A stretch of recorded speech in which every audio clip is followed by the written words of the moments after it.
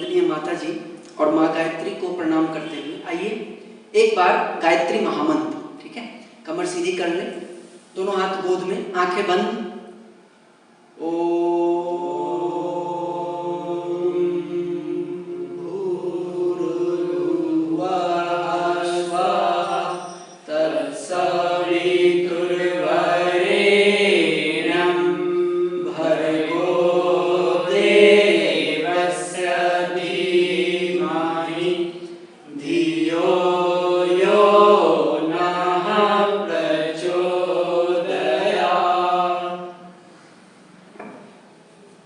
सभी लोगों का बहुत बहुत स्वागत युवा मंडल में। बहुत अच्छा लगता है जब भी आप लोगों से मिलते हैं, जब भी आप लोग आते हैं, बहुत अच्छा लगता है। नितेश जी ने बहुत अच्छी अच्छी बातें कही और जब ये श्लोक बोल रहे थे तो हमको तो बड़ा आश्चर्य लग रहा था कैसे इनको याद है, क्योंकि उसको देखना फिर तुरंत याद कर लेना फिर उसको यहाँ आकर के बोल देना, ये अपने आप में बहुत बड़ी बात है। इसके लिए उनको बहुत बहुत साधुवाद, बहुत बहुत इनको बधाई। बहुत अच्छा इन्होंने बोला, इन्होंने कई बातों का समन्वय किया, आलस्य के बारे में स्टार्ट किया और फिर उसको छठ पे लेकर के गए, किस तरह से हम लोगों को सूर्य से प्रेरणा लेनी चाहिए, उगते सूर्य और डूबते सूर्य दोनों से, कि दोनों ही परिस्थिति में हम लोग एक समान रहें। इसमें हम एक और बात ये और ऐड करना चाहेंगे जी, प्रणाम। एक और बात ये ऐड करना चाहेंगे कि उन्होंने बहुत अच्छा बोला कि उगते समय और डूबते समय दोनों समय सूर्य भगवान एक समान होते हैं। इसका मतलब है कि सुख के और दुख के समय हमको एक समान रहना चाहिए। इसमें एक और बात हम ये ऐड करना चाहेंगे कि जिस तरह से जैसे हमारे घर में जो महिलाएं हैं जिन्होंने छठ किया होगा, उन्होंने व्रत किया होगा, शाम के समय अर्घ देकर आई होंगी और रात भर व्रत रहता है, सुबह जाके पारण होता है। तो किस भरोसे वो जो शाम में अर्घ दे करके उपवास करने बैठे, किस भरोसे बैठे कि सुबह फिर से सूर्योदय होगा, सुबह फिर से सूर्योदय होगा और फिर अर्घ देने जाएंगे, उसके बाद हमारा व्रत खत्म होगा, यही है ना। तो इससे एक और प्रेरणा ये ले सकते हैं कि जैसे सूर्य अस्त होता है तो फिर उदय भी होता है। इसका मतलब क्या है कि अगर हमारे जीवन में बुरा समय आएगा या आया हुआ है तो अच्छा समय भी आएगा। सूरज डूबा है तो सूरज उगेगा भी। अगर अभी बुरा समय है तो बुरा समय रहेगा नहीं, ये फिर आएगा। इसमें हम एक और बात ये ऐड करना चाहेंगे। आज जो अखंड ज्योति मिली मुझे, बड़ा अच्छा लेख उसमें था कि पुरुषार्थ से हम अपने भाग्य को खुद बना सकते हैं। जनरली लोगों में एक ये रहता है कि भाग्य तो ब्रह्मा जी लिख दिए हैं और भाग्य तो लिखा हुआ है, जो होना है वो होगा। कई लोग तो इसीलिए कुछ काम भी नहीं करते हैं, काम करके क्या होगा, जो होना है वो तो होगा ही। तो उसको बड़ा अच्छा उसमें बताया गया। तो पहले तो ये समझ लें कि पुरुषार्थ क्या है और भाग्य क्या है। तो पुरुषार्थ तो ये है जो हम लोग प्रतिदिन करते हैं, अभी जो हम कर रहे हैं वो भी पुरुषार्थ है। हम अपने घर में अपने कंपटीशन के लिए मेहनत करते हैं, वो भी पुरुषार्थ है। हर पल हर क्षण जो हम काम करते हैं वही क्या है, पुरुषार्थ है ना। और भाग्य क्या है, तो भाग्य को समझने के लिए एक बड़ी अच्छी पुस्तक है गुरुदेव की लिखी हुई, कभी अभी तो साहित्य स्टॉल बंद हो गया, कभी आप आकर के ले जा सकते हैं, गहना कर्मणो गति। गहना कर्मणो गति ये नाम है, गहना कर्मणो गति। इसका हिंदी होता है कर्म की गति बड़ी गहन है, कर्म की गति बड़ी सूक्ष्म है। उस पुस्तक में आप पढ़ेंगे तो उसमें दिया गया है कि 3 तरह के कर्म होते हैं। जो भी हम लोग दिन भर में काम करते हैं उसको 3 कैटेगरी में बांटा है उन्होंने। एक कर्म होता है संचित, एक होता है क्रियमान और एक होता है प्रारब्ध। क्रियमान जो कर्म होता है उसका फल तुरंत मिल जाता है। जैसे किसी आदमी ने शराब पिया और उसको उल्टी हो गई, गलत काम किया, तुरंत फल मिल गया, क्रियमान कर्म है। आपने सपोज एग्जाम में आपने नकल किया और तुरंत इन्विजिलेटर आकर के आपको पकड़ लिया, आपको दंड दे दिया, क्रियमान कर्म। कुछ कर्म ऐसे होते हैं जिसका फल मिलने में कुछ समय लगता है। जैसे आपने कहीं चोरी की, आपको पुलिस पकड़ के ले गया, आपको मुकदमा हुआ, 3 साल 4 साल 5 साल 6 साल बाद आपको दंड मिला, वो कर्म संचित कर्म में आ जाते हैं। क्रियमान कर्म मतलब जिसका फल तुरंत मिल जाता है। संचित मतलब जिसका फल मिलने में कुछ समय लगे। और प्रारब्ध जो कर्म होता है उसका फल मिलने में हो सकता है कि पूरा जन्म लग जाए, हो सकता है आपको अगले जन्म में मिले। हिंदू धर्म में तो पुनर्जन्म की भी बात है, तो हो सकता है आपको अगले जन्म में उसका फल मिले। प्रारब्ध कर्म वो आता है। और एक बड़ा इंटरेस्टिंग बात है कि आपको भगवान से मनाना चाहिए कि हमको कर्म का जितना जल्दी फल मिल जाए उतना अच्छा, क्योंकि कर्म का फल मिलने में जितना टाइम लगता है उतना ज्यादा भयंकर परिणाम होता है, चाहे वो अच्छे कर्म का हो चाहे वो बुरे कर्म का हो। अच्छे कर्म का भी फल जितना देर से मिलेगा उतना ज्यादा मिलेगा, अब बुरे कर्म का भी फल जितना देर से मिलेगा उतना भयानक मिलेगा। एक कहानी आप सुने होंगे द्रौपदी की। द्रौपदी को जब कृष्ण भगवान जब इसमें हार गए थे पांडव लोग और द्रौपदी को दुशासन खींच के लाया था और उनका वस्त्र हरण करने का प्रयास कर रहा था, तो द्रौपदी ने भगवान कृष्ण को आवाज लगाई कि भगवान अब आप ही बचाइए। तो भगवान कृष्ण ने अपना खाता पलटा, भाई इसका कोई कर्म है क्या अच्छा जिसका फल इसको दे। तो याद आया बहुत बचपन की बात, जब द्रौपदी करीब 10-12 साल की होंगी, उस समय नहाने के लिए वो लोग अपने दोस्तों के साथ नदी पे गई थी। और जब नहा रही थी तो दूर देखी, काफी दूर उन्होंने देखा कि एक बाबा जी आए। वो एक धोती लेकर के आए थे और एक धोती पहन के आए थे। एक धोती ला करके सामने बगल में नदी के किनारे झाड़ी पे रख दिए और एक धोती पहन के नदी में चले गए कि नहाएंगे, नहा के आएंगे तो वो धोती चेंज कर लेंगे। भगवान का ऐसा हुआ कि जो बाबा जी थे उनकी धोती नदी में बह गई, जो पहन के आए थे वो बह गई, कांटा उटा था नदी में उसमें लग के बह गया। और दूसरा जो धोती किनारे पे रखे थे उसको कोई कौवा उठा के लेके चला गया।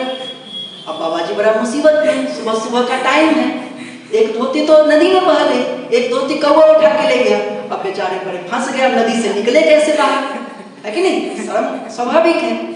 द्रौपदी जी ये देख रही थी दूर से कि ये घटना बाबा जी के साथ हो गई है। एक बार तो उनके मन में भी आया, जैसे हम लोग के मन में आ जाता है कि फलाना आदमी को कष्ट है, अपने को क्या, उसको कष्ट है तुम जानो, तुम्हारे कष्ट से हमको क्या लेना देना, हम अपना रास्ते चले। उनके भी मन में आया, लेकिन होने को कुछ और मंजूर था। उनके मन में आया कि नहीं, ये बाबा जी मुसीबत में हैं, इनकी मदद करनी चाहिए। तो कैसे करें? तो औरत लोगों का तो साड़ी बहुत लंबा होता है। उन्होंने क्या किया, 2 हाथ का फाड़ के, अपनी साड़ी पल्लू में से फाड़ के 2 हाथ का बाबा जी को जाकर के किनारे पे रख दिया और बोल दिया, बाबा हम देख लिए हैं कि आप बड़ा मुसीबत में हैं, ये हम साड़ी रख दे रहे हैं, इससे आप लपेट के आप अपने घर चले जाइए। हो गया, बात आई गई हो गई, अच्छा काम किया। बस कृष्ण भगवान पकड़ लिए। जब खाता पलटे कि कोई अच्छा काम है कि नहीं, तो देखे कि हाँ, बचपन में इसने 2 हाथ का साड़ी दान किया है, किसी की मदद की है। अब वो बचपन का जो था, करीब 10-12 साल बाद समझिए कि भगवान के घर में कितना ज्यादा इंटरेस्ट, कितना % इंटरेस्ट है। किसी बैंक में उतना इंटरेस्ट नहीं मिलेगा जितना इंटरेस्ट वहां है। वो 2 हाथ की साड़ी का इतना इंटरेस्ट था कि दुशासन जो है खींचते खींचते हार गया, लेकिन साड़ी घटा क्या, नहीं घटा। तो ये था प्रारब्ध, ये प्रारब्ध हुआ, प्रारब्ध कर्म, जिसका फल मिलने में बहुत टाइम लग सकता है और जितना टाइम लगे उतना अच्छा है। तो ये जो प्रारब्ध है ये आपका भाग्य बनाता है, ये आपका भाग्य बन जाता है, जिसको हम लोग लक कहते हैं। हम लोग बोलते हैं ना एग्जाम से पहले बेस्ट ऑफ लक, मतलब कि आपका जो भाग्य का जो अच्छा कर्म का जो आपको फल मिलना है वो एग्जाम में मिल जाए, इस तरह से लोग बोलते हैं बेस्ट ऑफ लक। तो भाग्य जो है वो एक्चुअली हमारे कर्म का ही फल है, जो हम काम करते हैं ना वही भाग्य बनता है। ऐसा नहीं है कि ब्रह्मा जी लिख देते हैं या कोई लिख देता है। हमारे, आप उस बुक में पढ़िएगा गहना कर्मणो गति में, कि हमारे माथे पर कुछ लकीरें होती हैं, उनको गुप्त चित्र कहते हैं, गुप्त चित्र। और हम लोग सुनते हैं, आप लोग सुनते हुए कोई चित्रगुप्त भगवान बैठे हुए हैं, सुनते हुए कोई चित्रगुप्त भगवान सबका लिख रहे हैं, वो कोई भगवान नहीं है। एक्चुअली में आपके कर्म का ही रेखा के रूप में आपके मस्तक पे लिखाता चला जाता है, गुप्त चित्र कहते हैं उसको। उसी को धीरे धीरे टाइम बीतते बीतते लोग चित्रगुप्त बोलने लगे, लेकिन एक्चुअली में वो गुप्त चित्र है, जो आपके माथे पे कर्म आपका जो है वो लकीर के रूप में लिखा था। फिर वो जब टाइम आने वाला होता है उस कर्म का, तो उसका फल मिल जाता है। आपके कर्म ही आपके भाग्य बनाते हैं। आप अगर आज मेहनत करेंगे, पुरुषार्थ करेंगे, तो वो आपका भाग्य बन जाएगा फ्यूचर का। आज जो आपके साथ हो रहा है वो आपके पिछले कर्मों का फल है। आज जो आप करेंगे वो आपका भाग्य बन जाएगा। तो भाग्य और पुरुषार्थ, पुरुषार्थ ही भाग्य बनाता है।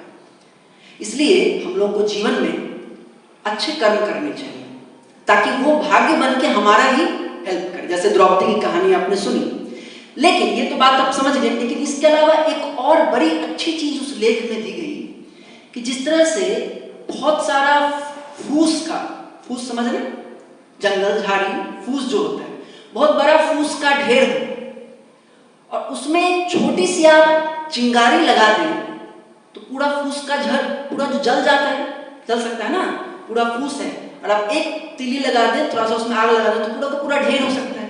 तो उसी तरह से उसमें दिया है कि भाग्य चाहे कितना भी प्रचंड हो, चाहे कितना भी आपका बुरा होने वाला हो भाग्य के हिसाब से, लेकिन अगर आपका पुरुषार्थ प्रबल है, अगर आपका मेहनत जबरदस्त है, तो भाग्य को भी मिटा करके आपको आपके मेहनत का फल मिल सकता है। और इसका प्रत्यक्ष उदाहरण है अरुणिमा सिन्हा। आप लोगों से कुछ लोग नाम अगर सुने हो अरुणिमा सिन्हा का, नहीं सुने होंगे तो कुछ ही दिन में हम लोग यहाँ पे प्रोजेक्टर से आपको कुछ वीडियोस भी दिखाएंगे। प्रोजेक्टर वगैरह सब है, बस कुछ और लोग जुड़ जाएं तो प्रोजेक्टर से आपको वीडियो दिखाएंगे। उसमें आपको अरुणिमा सिन्हा के बारे में बताएंगे। अरुणिमा सिन्हा के बारे में बस हम 2 मिनट में आपको बताते हैं। वॉलीबॉल एक खेल होता है, उसकी वो नेशनल प्लेयर थी। अरुणिमा सिन्हा नेशनल प्लेयर थी और असम की साइड की है, असम साइड की। और एक बार ट्रेन से वो कहीं जा रही थी वॉलीबॉल खेलने, तो ट्रेन के जो दरवाजा होता है वहां पे खड़ी थी। तो उसी समय कुछ बदमाश लड़के लोग आए और उनको ट्रेन वहीं वहां पर दरवाजे के पास खड़ी थी और उनको धक्का दे दिया। अरुणिमा सिन्हा को धक्का दे दिया, वो गिर गई और गिर गई, उनका पैर कट गया, एक पैर ट्रेन से। और इतना दर्द में थी, इतना पीड़ा, इतना दर्द हो रहा था उनको कि उनको थोड़ा सा भी घिसटा भी नहीं जा रहा था। थोड़ा सा जो घसीट के भी, वो ट्रैक पर ही थी, रेलवे ट्रैक पर ही थी और थोड़ा भी घसट नहीं पा रही थी। रात भर वो उसी ट्रैक पे पड़ी रही।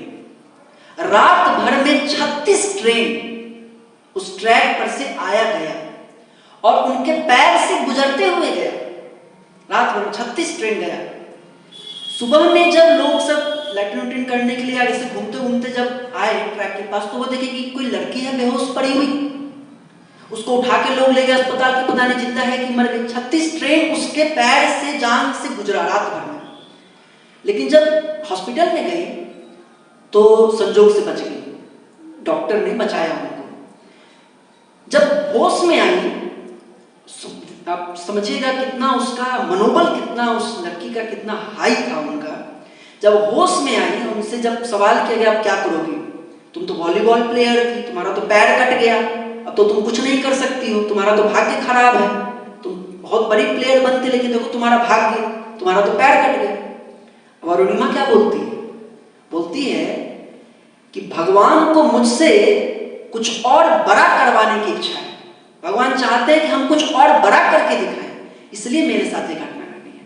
और जब ठीक हुई तो सबसे पहले वो गई बछेंद्री पाल के पास। आपको पता है बछेंद्री पाल कौन है? बछेंद्री पाल एक भारत में, मतलब पूरे विश्व की सबसे ऊंची पर्वत चोटी है माउंट एवरेस्ट। उस पर भारत की सबसे पहले फतह करने वाली महिला का नाम है बछेंद्री पाल, जिसने सबसे पहले एवरेस्ट को फतह किया, महिला। तो ये जो अरुणिमा सिन्हा है, जब ठीक हुई तो सबसे पहले कहाँ गई? बछेंद्री पाल के पास, और बोली कि मैडम हमको माउंट एवरेस्ट पर चढ़ना है। सोचिए, जिसका पैर कट चुका है, 36 बार ट्रेन इधर उधर गई, और वो जाके बछेंद्री पाल को कह रही कि मैडम हमको माउंट एवरेस्ट पे चढ़ना है। बछेंद्री पाल बोली कि बेटी तुम्हारा तो पैर कटा, तुम कैसे चढ़ोगी? तो बोली मैडम पैर में कटा है, मनोबल थोड़े कट गया है, आत्मबल थोड़े गिर गया है, हिम्मत करने की जो उमंग होती है वो थोड़ी खत्म हो गई है, हमको चढ़ना है। और उनका नकली पैर लगाया गया, और वो सिर्फ माउंट एवरेस्ट ही नहीं, दुनिया की जो 7 सबसे ऊंची चोटियां हैं उन पे फतह कर अरुणिमा सिन्हा। ये छोटा सा उदाहरण बहुत बड़ी प्रेरणा देने वाला है कि भाग्य ही सब कुछ नहीं है। आपके साथ कितना भी बुरा हो जाए, आप कभी भी मनोबल मत हारिए।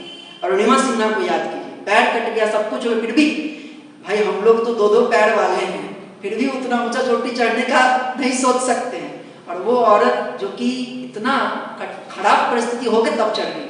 इसको कहते हैं पुरुषार्थ ने भाग्य को भी पलट दिया।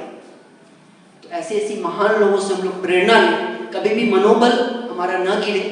बस इसी उद्देश्य के साथ हम आज की बात समाप्त करेंगे। सभी लोगों को एक बार फिर बहुत बहुत प्रणाम। ओम शांति।